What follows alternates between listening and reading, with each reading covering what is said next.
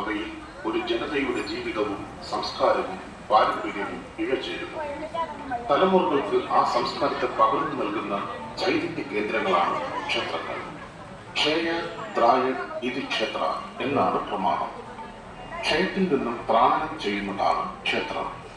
ക്ഷയം എന്നതിലൂടെ മനസ്സിന്റെ ദുഃഖം, രോഗം, അഹങ്കാരം, ആപത്ത് എന്നിവയാണ്.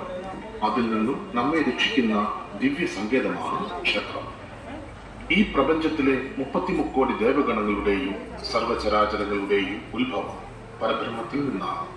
പ്രപഞ്ചനാഥനായ പരബ്രഹ്മം കുടികൊള്ളുന്ന ഈ പുണ്യ സങ്കേതത്തിൽ പ്രകൃതി നിർമ്മിതമായ ശ്രീകോവിലും ആൽത്തറയും കൽവിളക്കുകളും സർപ്പക്കാവുകളും അടങ്ങുന്നതാണ് ഇവിടുത്തെ ക്ഷേത്ര സങ്കല്പം. ഓം എന്നതാണ് പരബ്രഹ്മത്തെ കുറിക്കുന്ന ശബ്ദം. ത്രിഗുണത്താൽ പരബ്രഹ്മം രാജസിക ഗുണമുള്ള ബ്രഹ്മവായും, സാത്വിക ഗുണമുള്ള വിഷ്ണുവായും, താമസിക ഗുണമുള്ള മഹാദേവനായി മാറി രൂപവും നാമവും ശക്തിയും ധരിക്കുന്നു. സഹസ്രാബ്ദങ്ങൾ പഴക്കമുള്ള വേതാളം കുന്ന് ക്ഷേത്രം കേരളത്തിലെ ആദ്യത്തെ ക്ഷേത്രമാണ്. ഓച്ചിറ ക്ഷേത്രത്തിന്റെ മൂലസ്ഥാനമായി അറിയപ്പെടുന്ന ഈ ക്ഷേത്രം ആദിമ ദ്രാവിഡ ഗോത്ര ശൈവ സംസ്കാരത്തിന്റെ നശിക്കാത്ത അടയാളമായി നിലകൊള്ളുന്നു. ശിവപുരാണത്തിൽ രുദ്രസംഹിതയിൽ പറയുന്ന പ്രകാരം ശിവഭഗവാന്റെ മുഖ്യ ദ്വാരപാലകൻ ആയ ഭൈരവൻ ചെയ്ത ഒരു തെറ്റിന് ദേവി പാർവതിയിൽ നിന്ന് ശാപം ലഭിച്ചു, നീ വേതാളമായി മാറട്ടെ എന്ന്. ദേവിയുടെ ശാപത്താൽ ഭൈരവൻ വേതാളമായി മാറി ഭൂമിയിൽ വരികയും ഭാരതഭൂമിയിൽ കൗശലി നദിയുടെ തീരത്ത് ദ്രോണാചലത്തിൽ സ്ഥാനം ഉറപ്പിച്ചു.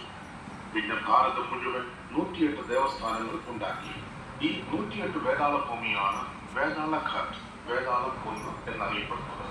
അതിൽ തെക്കേ ഇന്ത്യയിലെ ഏക ദേവസ്ഥാനമാണ് ബുധനൂരിൽ സ്ഥിതി ചെയ്യുന്നത്. വേതാള ഭൈരവനാൽ പൂജിതനായ ശിവൻ വേതാളേശ്വര ശിവൻ, വേതാളം വെള്ളിച്ചൻ എന്നും അറിയപ്പെടുന്നു. വേതാളത്തെ ഭൂതം, പ്രേതം, പിശാച് തുടങ്ങിയ സൂക്ഷ്മ ശക്തികളുടെ രാജാവായി കരുതുന്നു. ദേവി ഭദ്രകാളിയുടെ വാഹനവും വേതാളം തന്നെയാണ്. വേതാളത്തെ പലരും കാമ്യമൂർത്തിയായാണ് ഉപാസിക്കുന്നത്. അതിനാലാണ് പ്രത്യുൽപാദന പ്രായത്തിലുള്ള സ്ത്രീകൾക്കും പെൺകുട്ടികൾക്കും കുന്നിന് മുകളിൽ പ്രവേശിച്ചാൽ സ്വനാശത്തിനിടവരും എന്ന് വിശ്വസിക്കുന്നത്. ഉത്തരഭാരതത്തിലും മഹാരാഷ്ട്ര